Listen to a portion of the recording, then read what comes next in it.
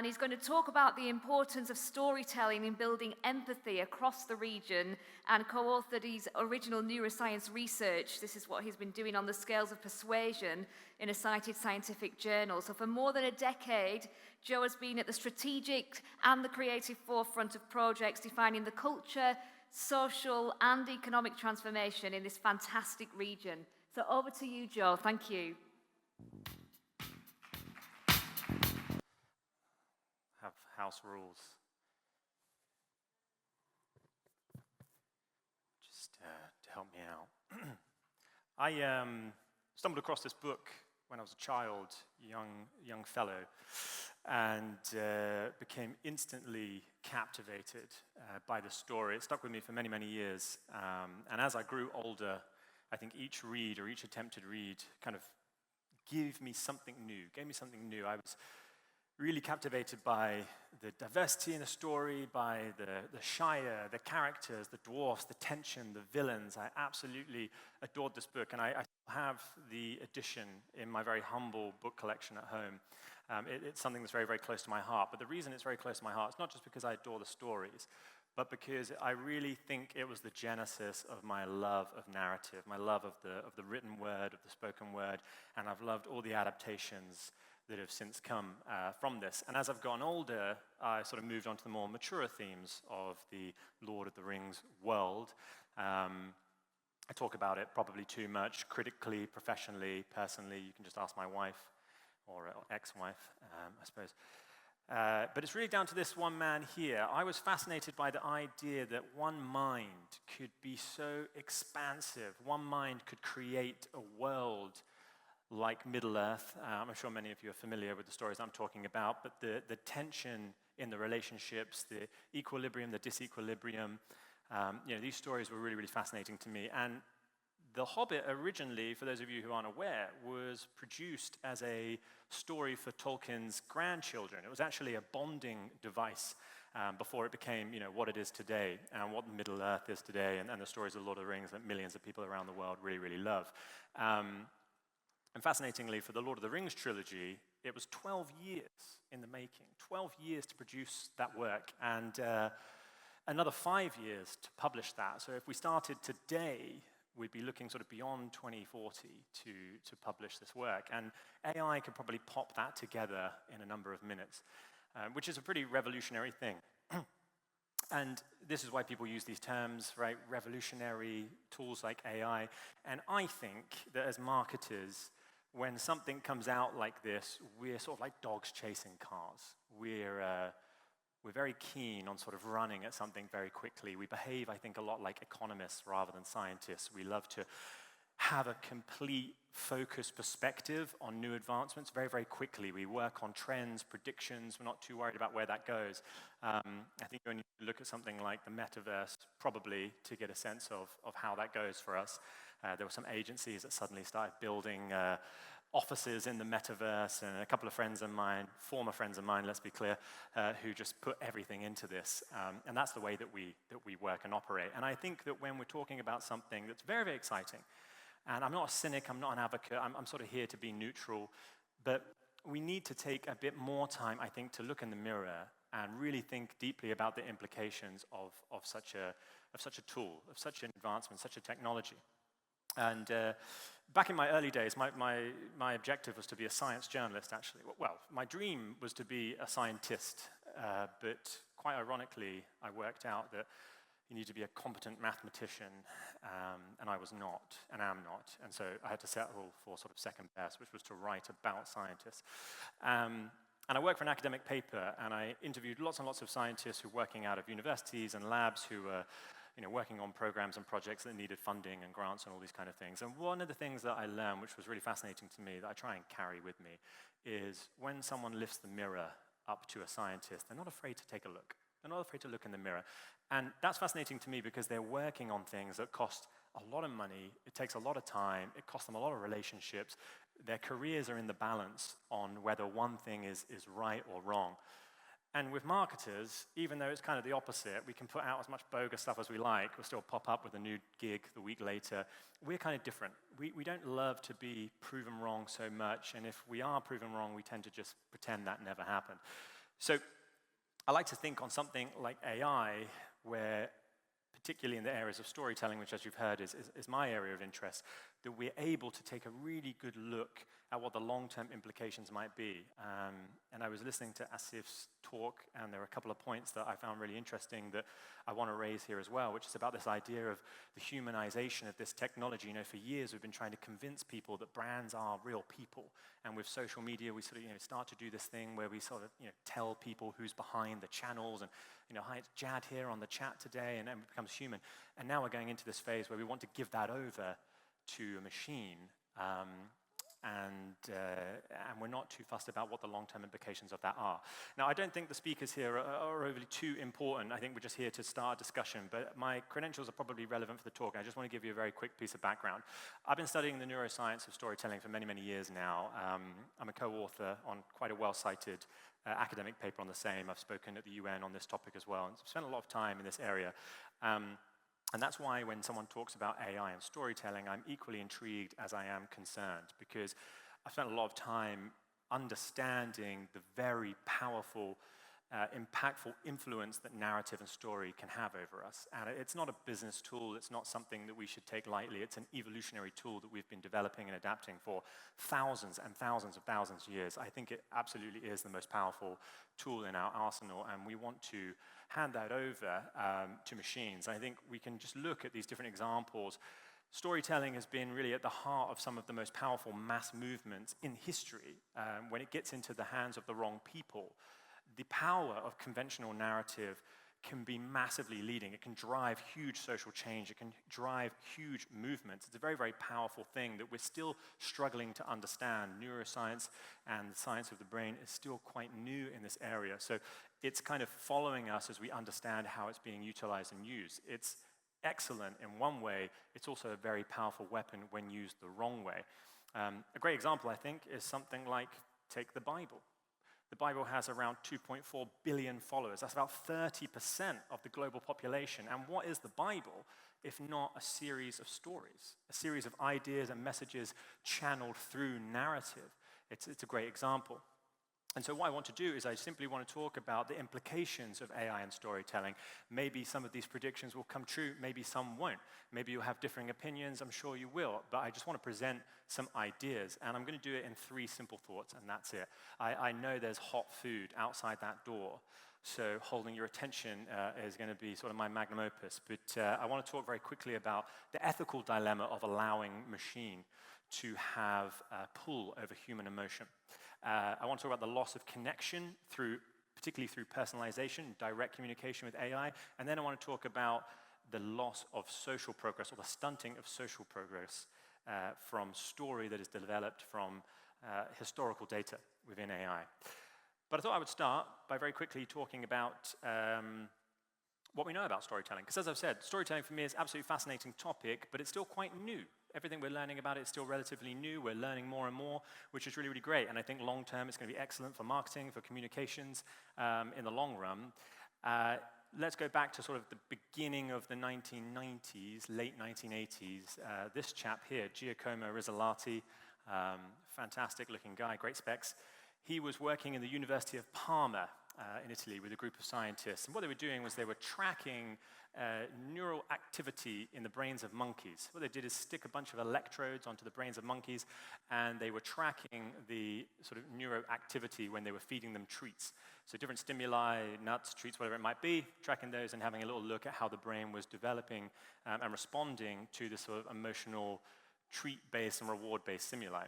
And so the story goes, one of the scientists went out to pick up a snack, an ice cream, presumably a lovely hot day in Parma, came back and started to enjoy the ice cream, and the scientist noticed that the screen started to flare up again.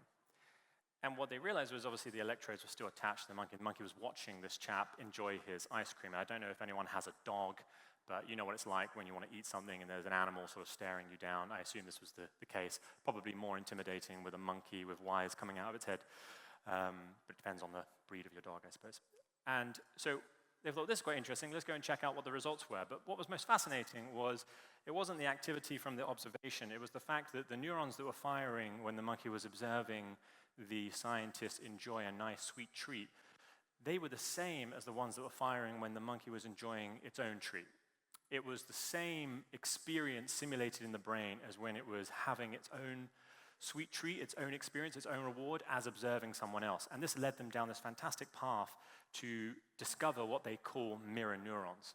And mirror neurons were a fantastic window for us to start understanding in more depth the power of empathy, the power of the sort of biological, I suppose, mind control or telepathy, I suppose, to understand what people are going through rather than having to rationally explain to ourselves what people are going through explanation or spoken or written word. The idea was that if we have an experience that is sort of, I suppose, visceral enough, we can simulate that experience in our minds. And when we feel what other people are feeling, we can share those emotions, and that can drive us to quicker, sharper, more impactful decisions. Because as we all know, as good marketers, decision driving is at the core, is our emotional core. We can push people to vote on things. We can push people to donate. We can push people to buy, to click, to help, whatever it might be. And this is why, when you bump your head as a child and your mum goes, "Oh, I felt that," it's probably because she did.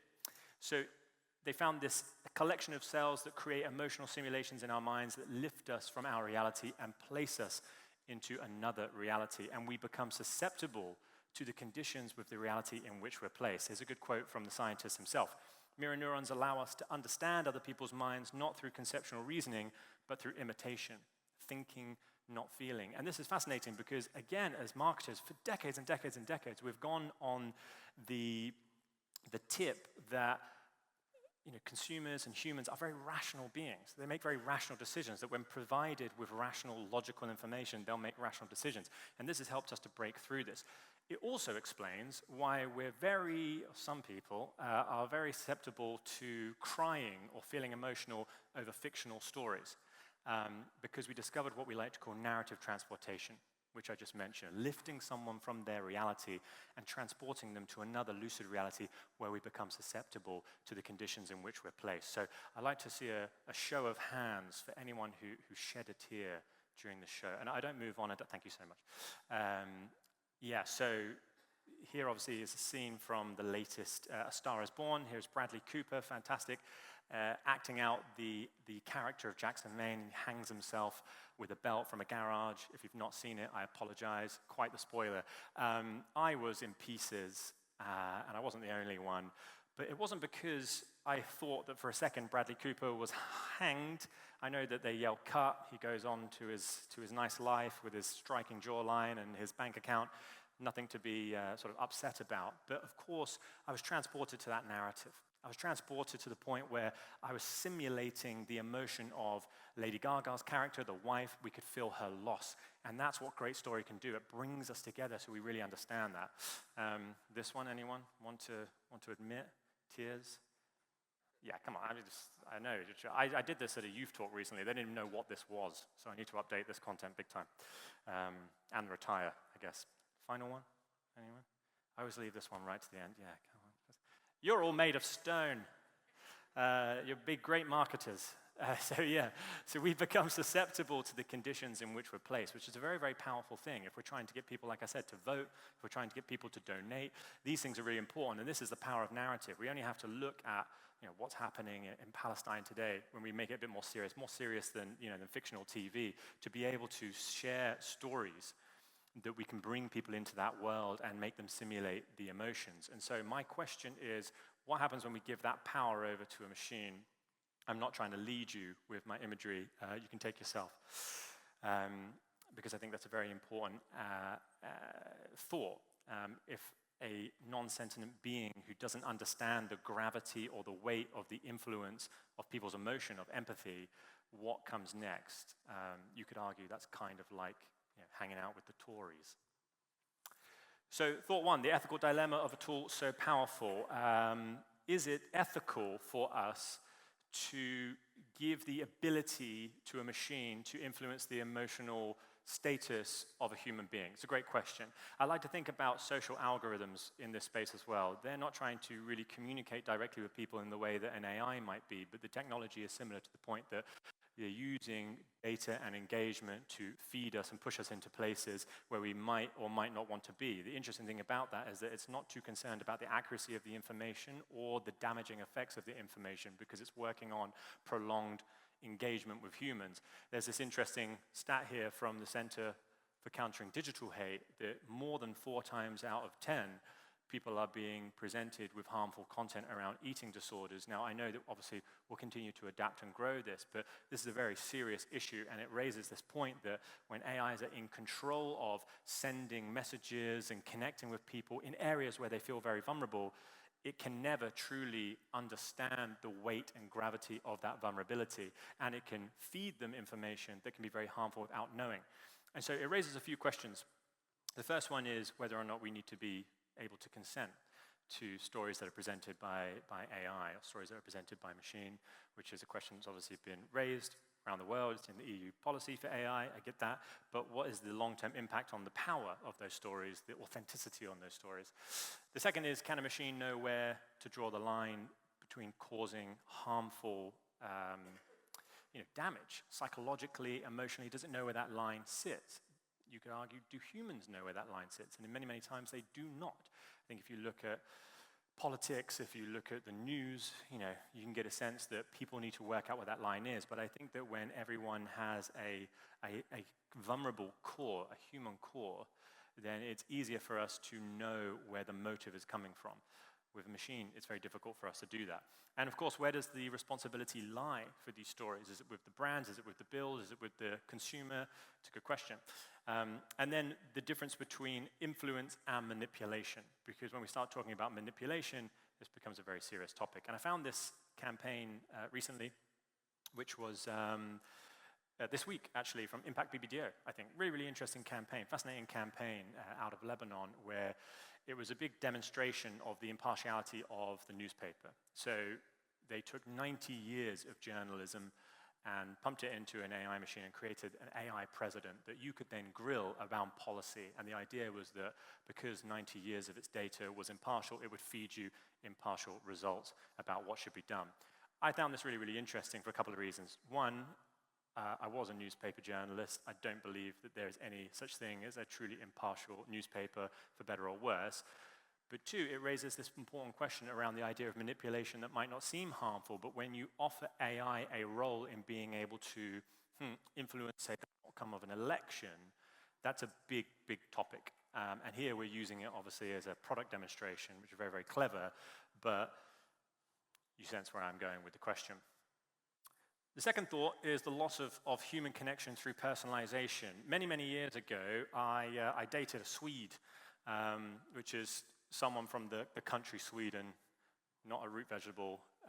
You don't know me. You don't know what I'm into, so I thought I would just kind of explain. And she was very, very tolerant, as neutral Swedes can be, but occasionally she wanted to engage in content that was from her mother tongue. And I was like, okay, not a problem, and obviously, I'm British, so we run a mile from any second language. Lots of people in this room, this will be nothing but second nature to you, but for me, it was a bit strange. And I got into sort of some Scandi drama and Swedish drama and TV. And I was reading everything in British subtitles, but what I realized very quickly was that there was a real freshness, a really exciting difference to the content that I didn't anticipate. And I felt like I was much closer to the culture. I was closer from a social perspective. I could understand the genesis of those stories more because they were constructed in a language with motives that were different to my own. And even though I was reading it in English, I really sensed that there was something fresh there. And it really helped. Really helped me. I mean, it didn't help me in the relationship, obviously. That's an ex, but that's for other reasons. And so then I kind of grew this love of foreign film, not to a pretentious level where I'd sort of, quote Fellini at dinner parties, but enough that I would sort of talk about it as and when I could. And then what happens is whenever there's a good foreign movie that comes out, the Americans come and fuck it up and produce a sort of American version because, they're petrified of anything outside of their borders. And what I find is that bridge, that cultural bridge that has been built by a story that is crafted by a particular culture in a language that is their own, with ideas that are their own, with tensions that are their own, is then destroyed.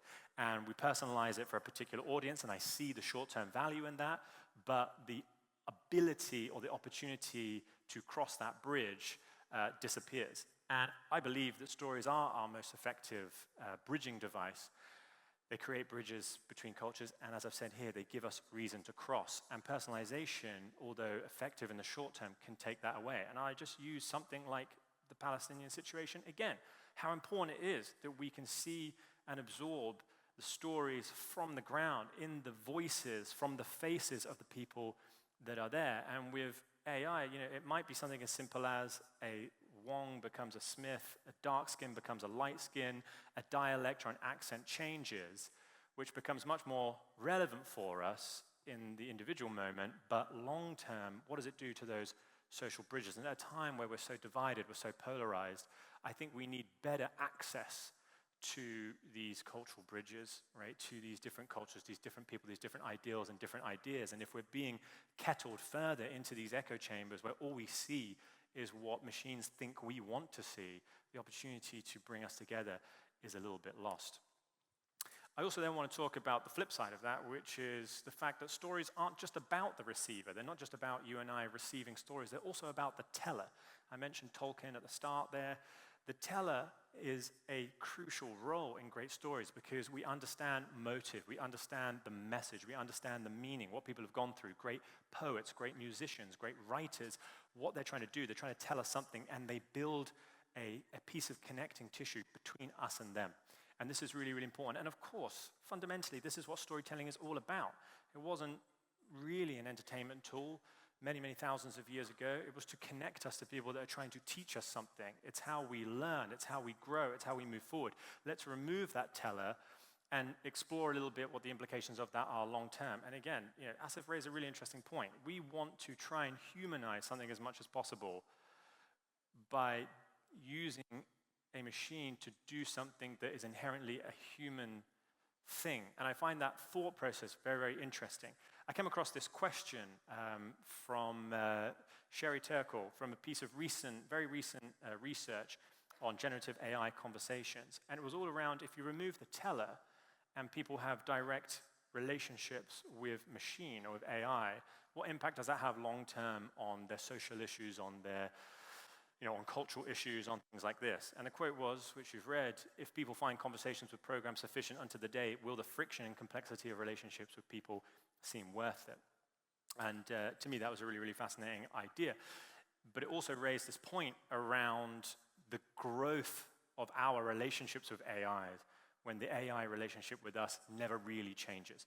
So, okay, the emotional attachment to AI can be a bit of a breeding ground for amplifying existing social problems, like we saw with the eating disorder thing, or our ability to connect with people, our ability to open up to people, whatever it might be.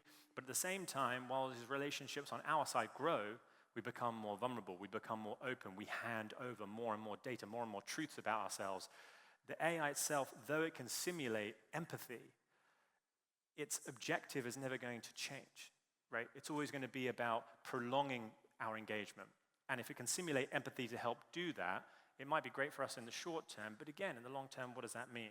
Or it might be about data capture, or it might be about prompting action. And we can humanize that as much as we like, but we can't fake the importance of empathy. We can learn some lessons from, I'm sorry. Maybe when I say that, that's not true. That's what that is. Wrong answer. I like to learn lessons from the great Christopher Nolan and TARS, the AI from his masterpiece Interstellar, if you're familiar with the movie. Because interestingly enough, they designed the AI here, firstly, to look very much not like a human, which is quite uncommon. I think a lot when you see robots and kind of AIs in film and in sci-fi, they've been sort of humanized quite a lot in sort of like C-3PO style, but here it's very much not human. But what's really interesting throughout the movie here is TARS consistently has to remind the crew that its self-sacrifice is not at all heroic. It is purely what it is designed to do. It constantly has to tell them that it is there to do things to help prolong the life of the mission and of the crew. But what's really interesting is the crew, because of its ability to be empathetic, its ability to communicate, its ability to be close to them, the crew has trouble making that distinction. And they become torn about what to do with the machine. They become torn about getting rid of it or using its parts or feeding it abuse. It's a really, really interesting kind of lesson on how we might build AIs in the future that connect with us. It's also a fantastic movie. If you want to go and watch it again, you should. So it kind of raises this question for me. If a machine can demonstrate empathy as a function to maintain human engagement, does that alter the purpose of empathy altogether? Like I said, we're still working out the role of empathy, why we experience it and what it's really, really good for. And we've been doing this for, like you said, hundreds of thousands of years, as Homo sapiens, and in other species as well, other quite social species, which is really, really fascinating. Now, do we alter the purpose of empathy altogether? We simulate empathy to help gain data, to gain understanding, to gain vulnerability. It's a big, big question. Great quote here, quite dark. Machines cannot put themselves in your shoes, and they cannot commit to you. To put it bluntly, if you turn away from them to make dinner or to attempt suicide, it is the same to them. And I think being able to open ourselves up to something where we become so vulnerable and so open, but they cannot understand, it cannot understand the gravity and weight of that emotion, it's worthy of the question again. My final thought before I leave you, the stunting of social and cultural progress. I'm sure you all agree, as you're in this industry, great stories have driven social progress. They have broken down social barriers. They have helped us progress as individuals and as groups. They help us challenge the status quo. They're very important, and they come from moments of great, true inspiration. Either in dark times or in light times, we need them to help break through and escape from the sort of prior biases that we have and keep. So there's a question about, of course, this has been talked about at length, staying where we are by utilizing AI to generate stories and narrative from historical data, even if it is absolutely up to the moment in date. You know, challenging the status quo politically, socially, culturally, like Charlie Chaplin would do, or like a Pink Floyd have done. Can you do that with historical data through AI? There's a great quote that always stays with me. Real change requires inspired people as champions.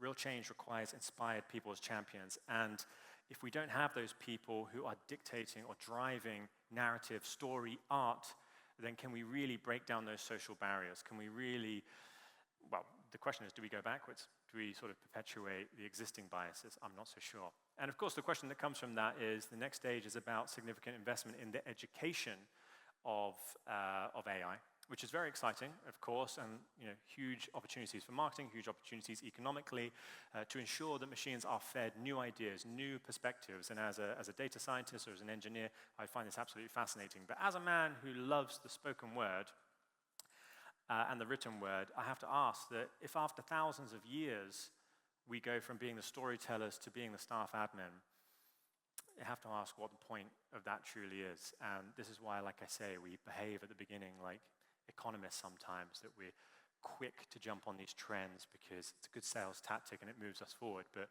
we could do with taking some time to think through these things. And I will leave you with one final thought before I head off and let you schmooze and dine.